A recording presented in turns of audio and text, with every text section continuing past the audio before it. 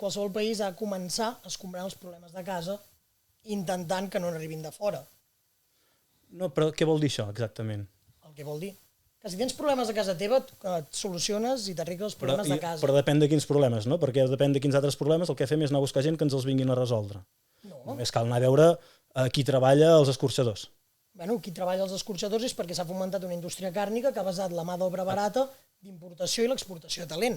Això no ho critiquem, o sí? Sí, evidentment. Vale.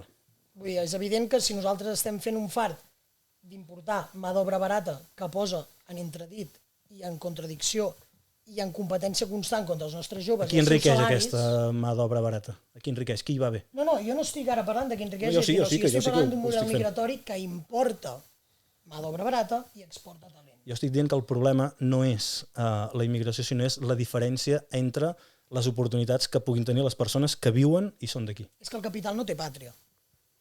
Pues ets tu que parles de nacionalista i No, el nacionalista capital no té pàtria. El capital sempre afavorirà tenir la mà d'obra més barata per damunt de qualsevol interès.